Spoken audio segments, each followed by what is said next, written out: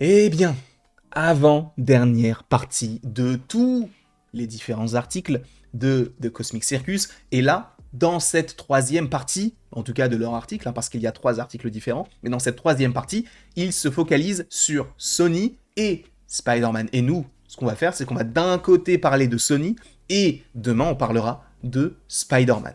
Sachez qu'on te parle du cafard. Tu dois te dire, je sais ce qu'il va évoquer. On te parle du cafard. C'est un sujet clivant pour moi, le cafard de Venom. Mais ça, on en parlera un petit peu plus tard. Parce qu'avant tout, attention, spoiler. D'accord?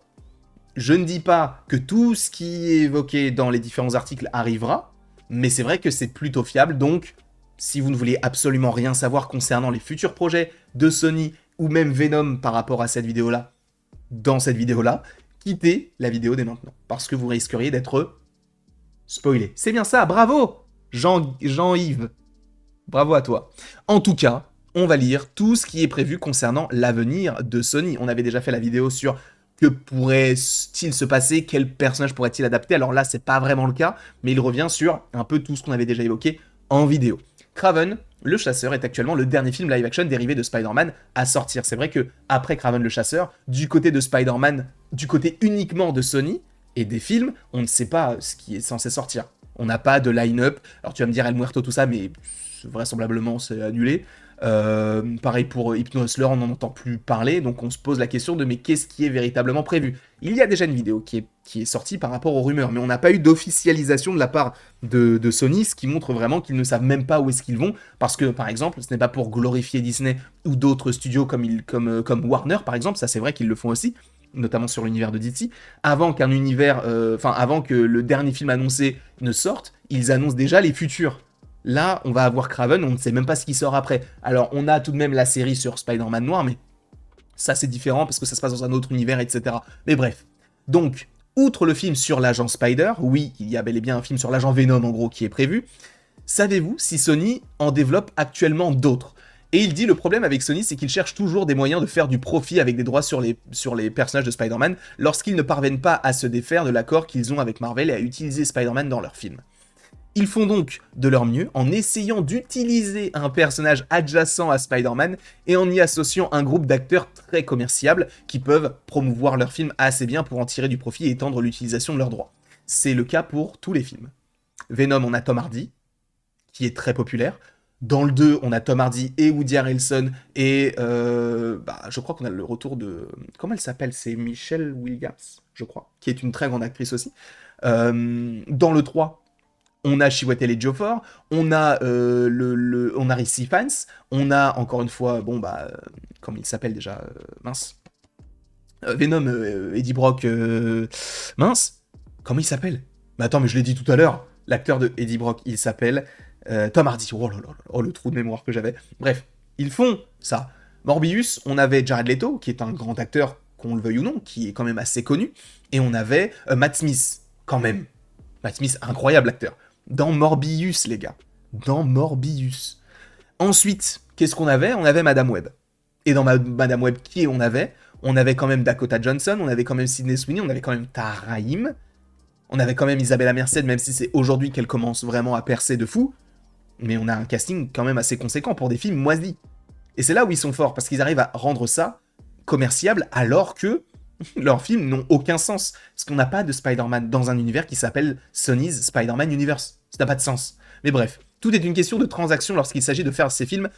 Sony, regardez Madame Web et El Muerto, désormais annulés, a priori du coup, où la seule raison littérale pour laquelle ils ont choisi ce personnage-là, c'est parce qu'il y avait Bad Bunny, et aujourd'hui Bad Bunny a quitté le projet, donc ce projet n'existe plus. Bien sûr, il y a quelques exceptions, leur trilogie animée Spider-Man pour commencer. Alors ça, pour le coup, je suis pas d'accord parce que c'est un, même si c'est Sony Animation et c'est une autre structure au sein de Sony. C'est pas Sony Pictures, c'est Sony Animation. Donc c'est particulier. Pour commencer, enfin voilà, bref, Venom est un autre film dans lequel l'acteur s'est réellement investi dans le personnage à essayer de faire une bonne histoire. Voilà l'histoire. Mais pour répondre à votre question, ils ont des idées en cours de développement tout le temps. mais peut-être qu'une fraction d'elles verront le jour. Alors on rappelle qu'il y avait un projet sur Tante May à l'époque de The Amazing Spider-Man 2, style Mad Men qui était prévu. Il y avait un film sur les Sinister Six qui n'a pas vu le jour. Il y avait un The Amazing Spider-Man 3, The Amazing Spider-Man 4 qui était prévu aussi. Enfin bref, c'est parti assez loin. Et du coup, on a parlé de personnages comme Silver Sable, Black Cat, Sandman, Rhino, Caméléon et Scorpion. Tous ont eu des propositions et des idées de films. Sachez que je crois qu'à l'époque de Spider-Man No Way Home, Daniel RPK nous avait dit que l'Homme Sable et le Rhino auraient des films solo. On en est où aujourd'hui? Ça fait 3 ans.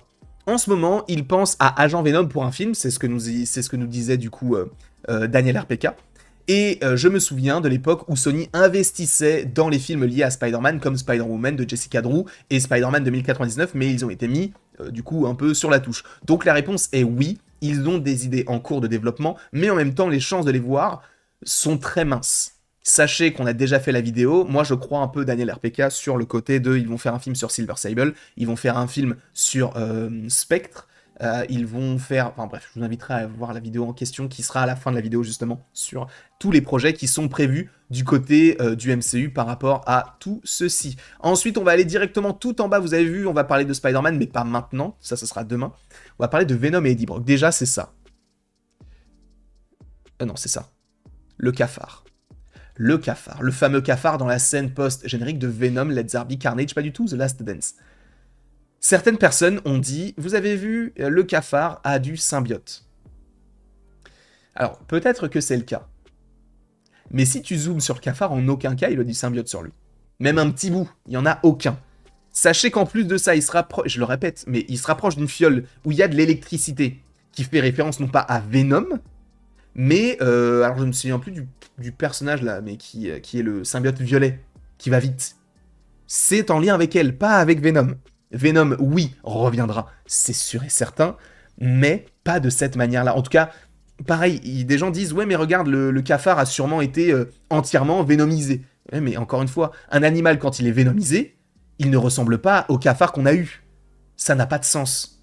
Et si ils utilisent l'idée du cafard, ce seront les plus gros débiles de l'histoire, parce que même eux, dans leur propre film, n'utilisent pas ça. Ils auraient très bien pu le faire. Et ça aurait été intéressant dans le sens où dans le film on le voit être à la place d'un cheval, d'un poisson ou d'un crapaud. Ils auraient très bien pu le faire à la place d'un cafard. Mais en fait, pourquoi est-ce qu'il y a le cafard? Parce qu'à un moment donné, dans le film, il y a la métaphore du cafard. Peu importe ce que tu fais, il y aura toujours un cafard qui restera toujours en vie. C'est la blague. C'est juste pour ça. Il n'y a pas de symbiote sur le cafard. Et si ils retconnent justement cette idée-là pour en faire un truc de « Ah mais oui, en fait, il y avait bien et bien du symbiote sur le cafard. » Non, vous êtes débile parce que vous utilisez ce que les fans ont dit alors que ce n'est pas ce que vous aviez prévu. Et ça, c'est ridicule. Cela n'engage que moi, encore une fois. Ça peut engager aussi, enfin ça peut être en lien avec plein d'autres films et tout, mais je parle surtout de ça, parce que c'est Sony. C'est pas comme si Sony, c'était la première fois qu'ils faisaient ce genre de choses. On est habitué avec Sony. Donc, la question c'est, est-ce qu'il y a, le cafard a-t-il attrapé le symbiote Venom? Et il répond, Venom est vivant et nous allons en rester là. Venom est vivant. Oui, il est vivant. Vous pensez vraiment qu'ils ne vont pas refaire un film Venom? Enfin, ils ne vont pas refaire un film Venom, mais il y a un film Agent Venom qui est prévu. D'où sort Venom? Ça n'a pas de sens. Moi, j'étais resté sur le symbiote qui a été laissé du côté du MCU. Mais peut-être qu'il fera sa vie, et on sait que dans Spider-Man 4, voire Spider-Man 5, il aura le symbiote sur lui, et du coup, après, il se reconnectera à Eddie Brock, j'en sais rien.